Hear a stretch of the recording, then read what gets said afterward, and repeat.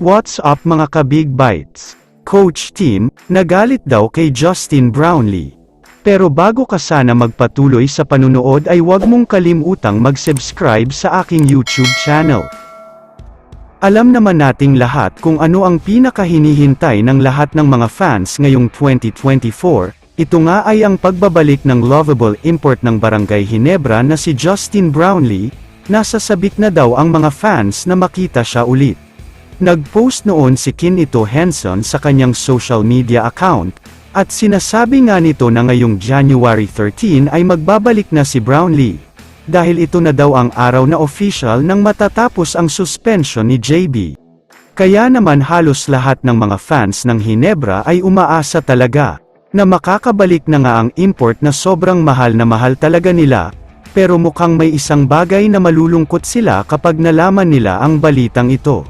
Sinabi kasi mismo ng Ginebra Governor na si Boss Al, na umalis na daw sa Pilipinas si JB dahil nagdadalawang isip pa ito kung babalik pa nga ba siya.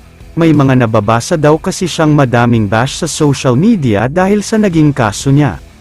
Natatakot, disappointed at hindi nga daw siya masaya sa mga bash na natanggap niya, at sa kung ano-ano pang sinasabi ng ibang mga fans sa kanya. Isa daw ito sa dahilan kung bakit ayaw muna niyang magstay sa Pilipinas. Nilinaw naman ng source na sobrang namimiss na daw talaga ni Brownlee ang mga fans niya, lalong-lalo na ang mga Ginebra fans, pero sa ngayon ay nagdadalawang isip pa rin daw talaga siya. Pero hindi masaya si Coach Tim sa sinabing ito ni Justin Brownlee, at sa katunayan ay nagalit pa nga daw ito dahil hindi dapat ganito ang maramdaman niya. Huwag daw sanang kakabahan si JB na bumalik dito sa Pilipinas. Maraming mga fans ang naghihintay na talaga sa pagbabalik niya, at lahat ng mga Ginebra fans ay sobrang excited na siyang makita ulit. Kaya nga hindi daw talaga natuwa si Coach Tim sa sinabi ni JB.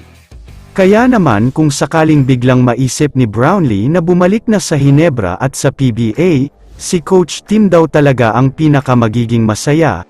Dahil matagal na daw talaga niyang gustong bumalik itong si JB para tulungan ang Ginebra.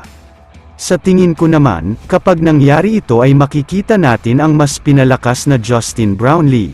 Dahil maliban sa may gusto siyang patunayan, gusto niya rin ipakita sa lahat na siya pa rin ang Justin Brownlee na nakilala nating lahat.